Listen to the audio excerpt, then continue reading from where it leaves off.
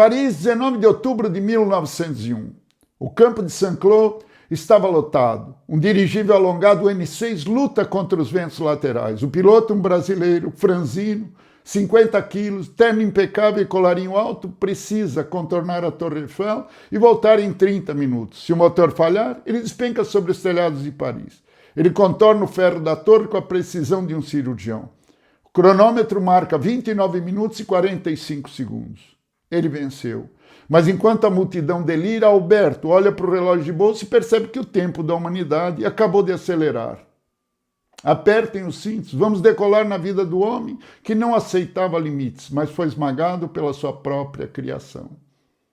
E aqui ao final a gente apresenta mentoria, aconselhamento prático, táticas, perguntas e respostas e a verdade nua e crua, despudorada que poucos falam. Meu nome é Mário Farina e vamos à lenda. Santos Dumont.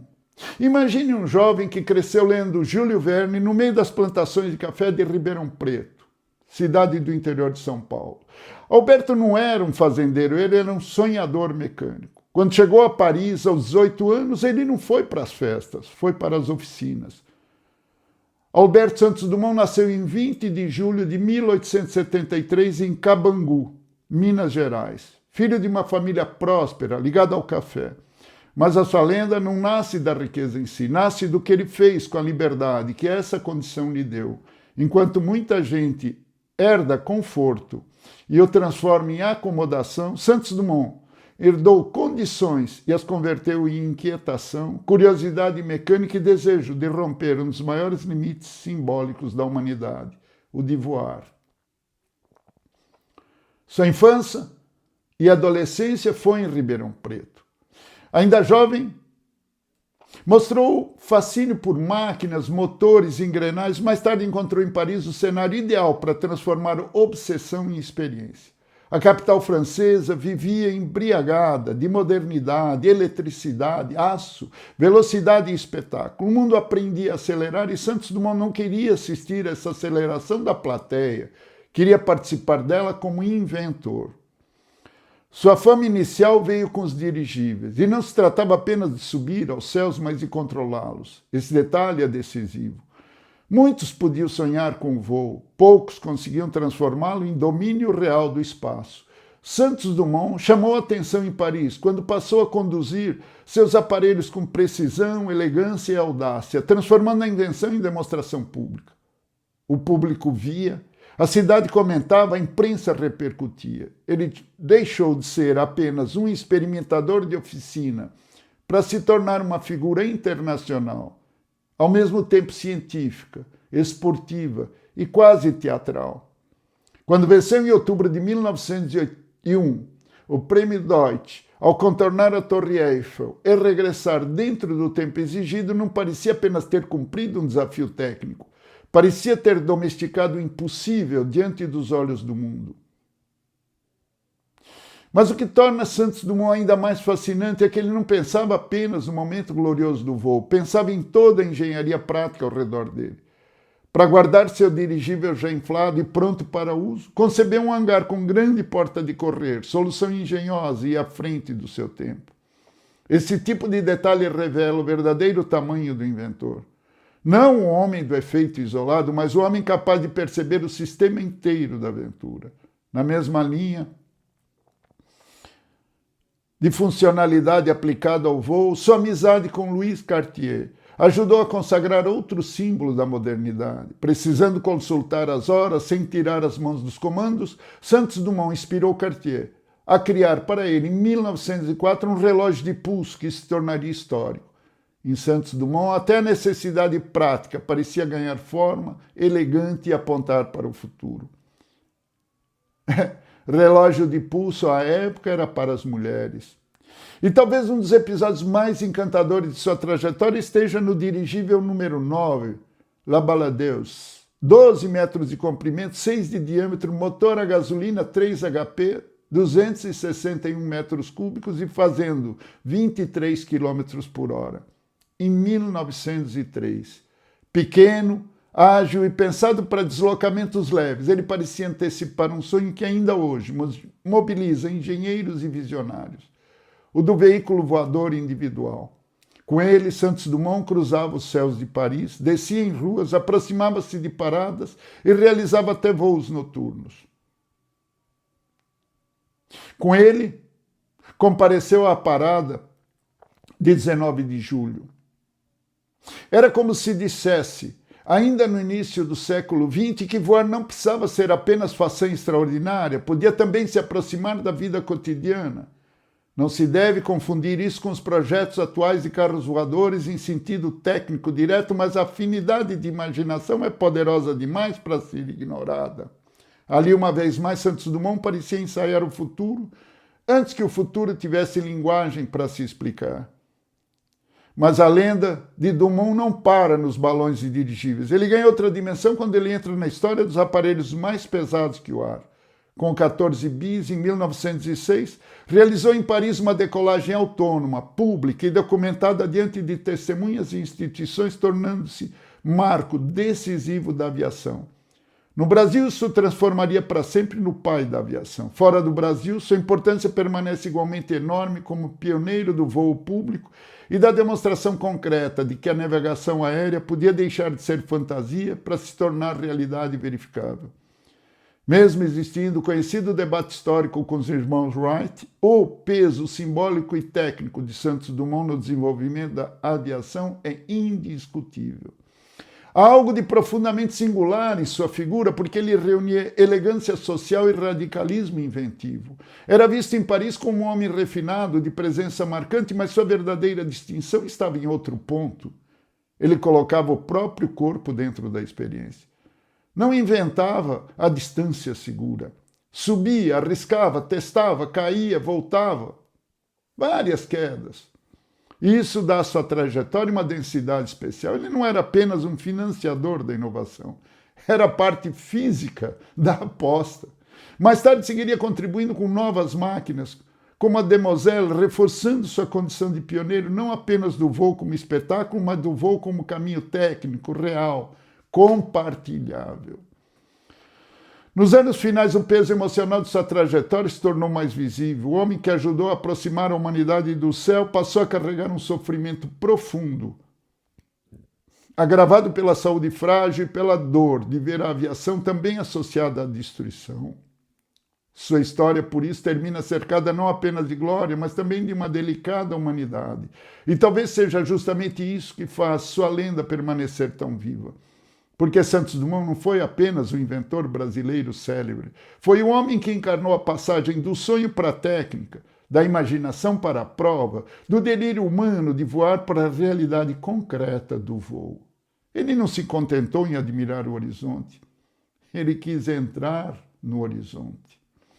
Mas no meio dessa glória esconde essa sombra. Dumont começou a ver sua invenção ser cobiçada por militares. Ele implorou para que o avião fosse usado apenas para transporte e correio.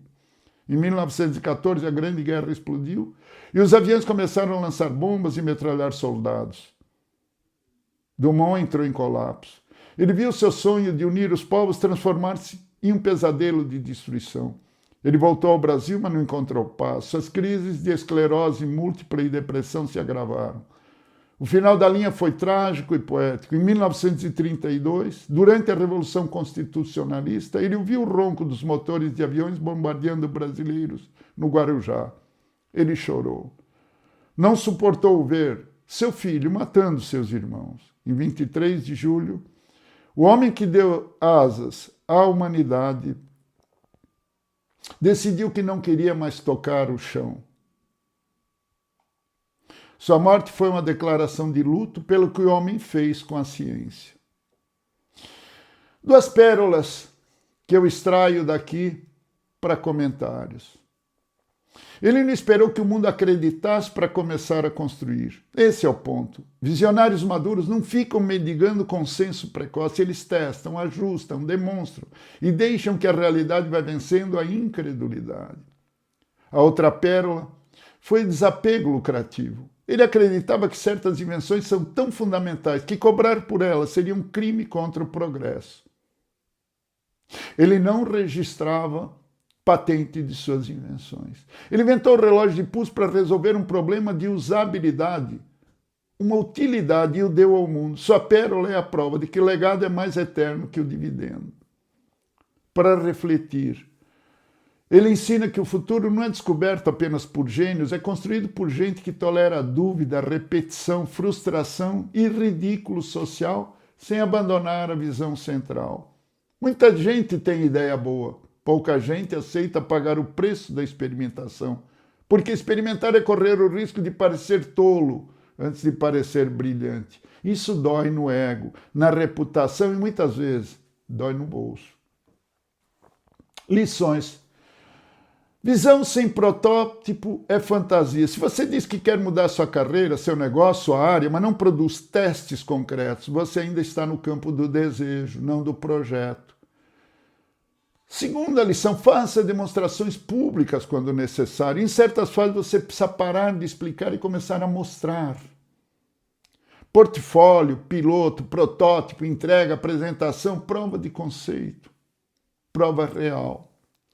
Terceira lição, elegância e competência podem andar juntos. Santos Dumont não era apenas inventivo, sua figura pública ajudava a sustentar credibilidade. Imagem não substitui conteúdo, mas amplia ou reduz o impacto dele. Quarta, ser pioneiro tem custo emocional, nem todo mundo vai entender você cedo.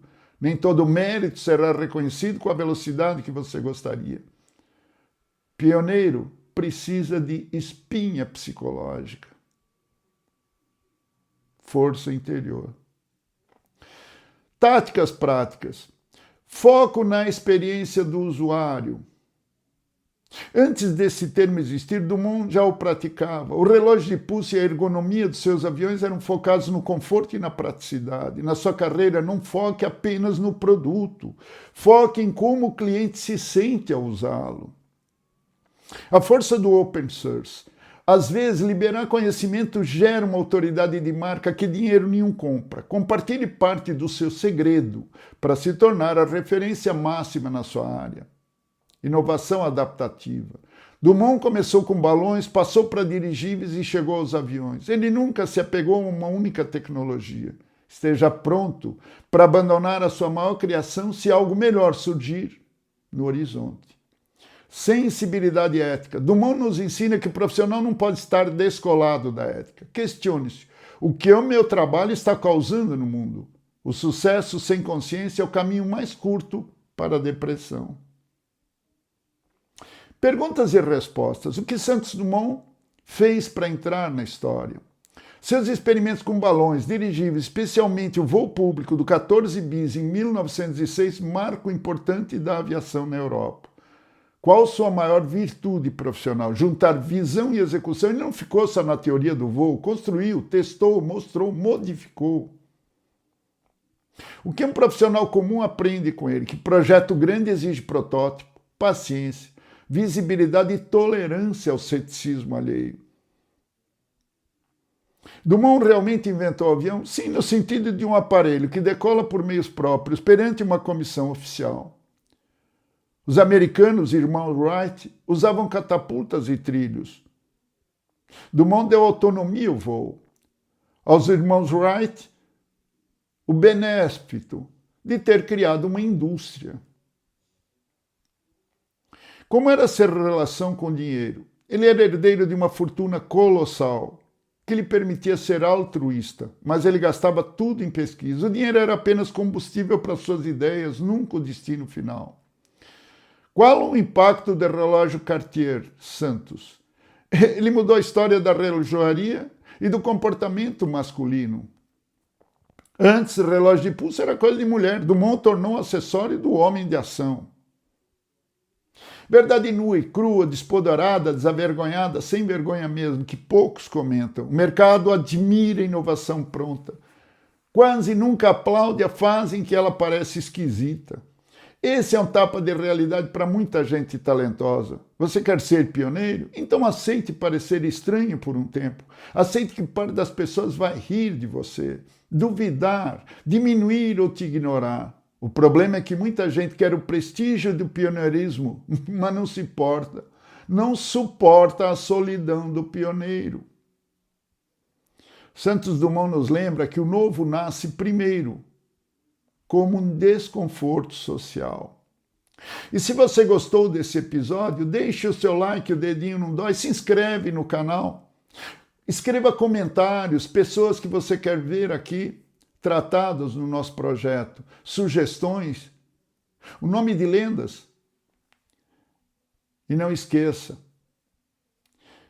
o futuro costuma pertencer a quem suporta ser incompreendido por tempo suficiente. Aproveite o dia e seja feliz. Até o próximo Casos e Carreira.